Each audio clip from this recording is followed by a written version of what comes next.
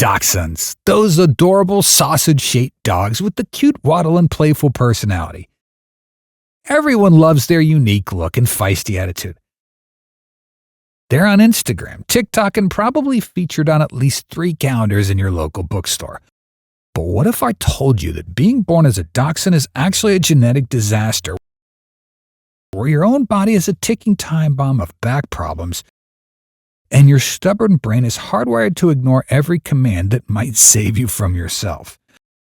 Let's start with the most brutal reality of the dachshund experience. Your body is essentially an architectural failure. You're built like a suspension bridge made out of popsicle sticks, a long, fragile spine balanced precariously on these stubby little legs that have no business supporting the disproportionate length. This isn't just an aesthetic quirk, it's a design catastrophe. Dachshund back problems aren't just common, they're practically guaranteed. Your elongated back is constantly under strain, with each vertebra just waiting for the perfect moment to slip out of place and compress your spinal cord. Every time you jump off the couch, which your stubborn brain will absolutely insist on doing, you're playing spinal roulette.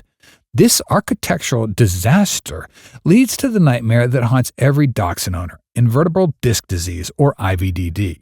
About 1 in 4 dachshunds develop this condition severe enough to require treatment. IVDD in dachshunds isn't a small risk. It's a genetic guarantee that many of you will experience excruciating pain, possible paralysis, and expensive surgery.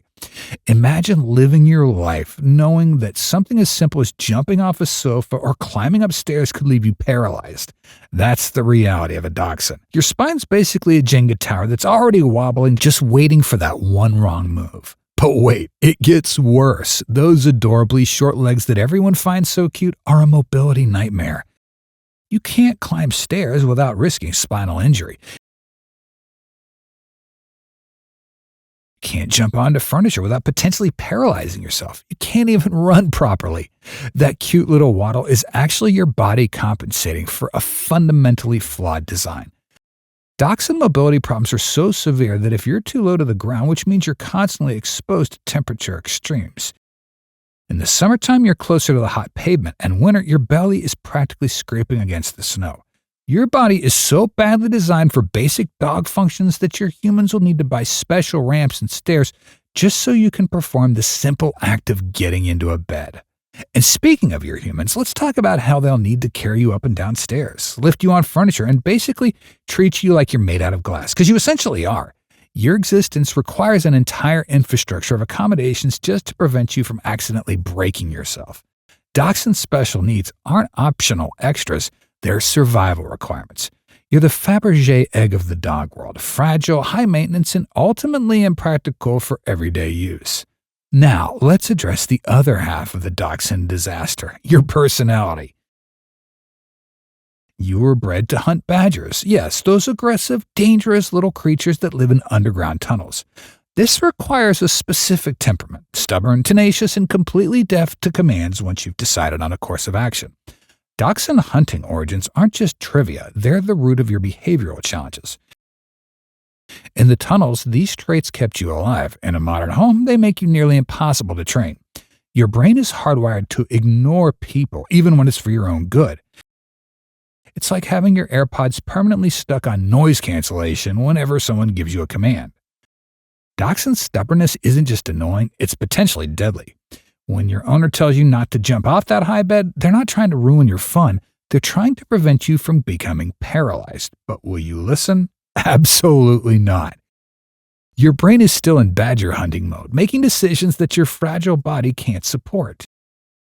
You're essentially a Ferrari engine installed in a shopping cart, all that determination and drive with none of the structural integrity to back any of it up.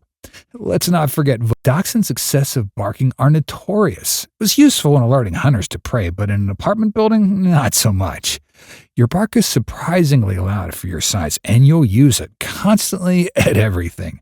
Mail carrier? Bark. A leaf blowing past the window? Bark. A neighbor 3 floors down closing their door? Bark.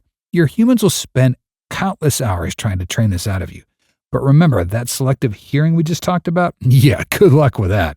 Dachshund training challenges are legendary for a reason. Your neighbors will hate you, your family will be constantly apologizing for you, and you're just going to keep on barking because that's what your badger hunting brain tells you to do. Oh, and then there's the digging. Oh, the digging. You were bred to dig into burrows, and that instinct doesn't disappear just because you live in a suburban home with wall-to-wall carpeting. Your humans will find mysterious holes in the backyard, destroyed flower beds, and possibly even attempts to tunnel through their mattress. This isn't bad behavior. It's literally encoded in your DNA. Dachshund behavior problems aren't due to poor training. They're the result of specialized hunting instincts trapped in a domestic setting. But try explaining that to your humans when they come home to find you've redecorated their garden to look like a miniature war zone.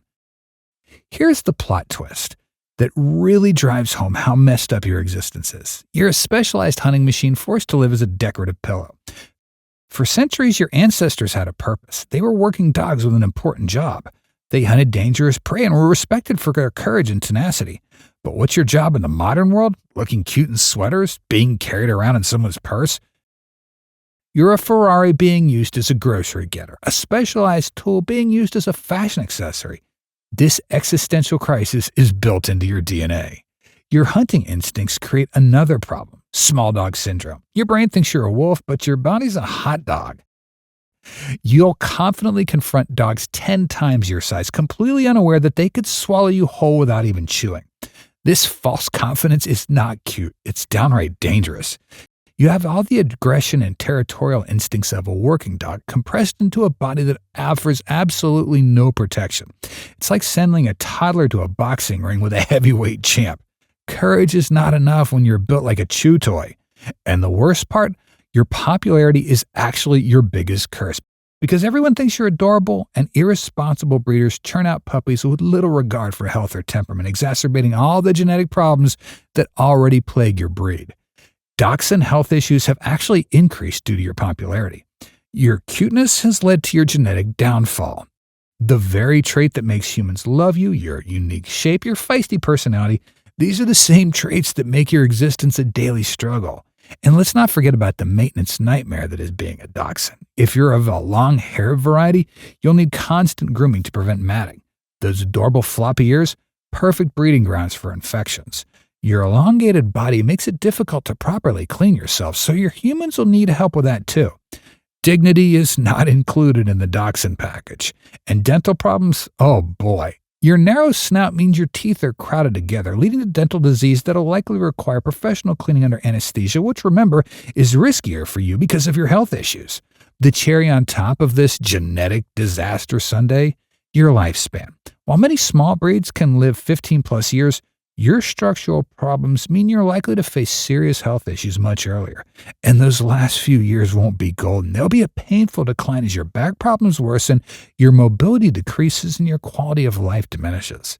Just when your personality finally mellows out enough to make you a pleasant companion, your body completely fails you. It's the cruelest joke of all.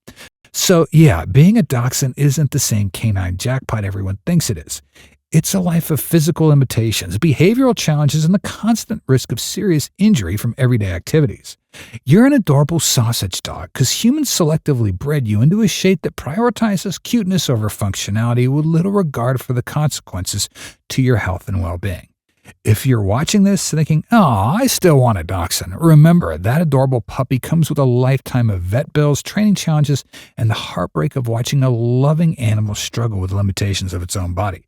And if you already have a dachshund, well, invest in those ramps, be patient with the barking and stubbornness, and maybe consider pet insurance. They're doing the best they can in the bodies that were designed to fail them. The next time you see a dachshund proudly waddling down the street, remember, behind that confident strut is a dog fighting against its own genetics, a creature whose courage and determination have been weaponized against it through selective breeding. That waddle isn't cute. It's the visible manifestation of a fundamental design flaw that'll likely cause pain and suffering their whole lives. But they'll face it with the same stubborn determination they used to hunt a badger. Because that's what dachshunds do. They persevere even when life's stacked against them. A brief story about a dachshund's life. Thanks for watching.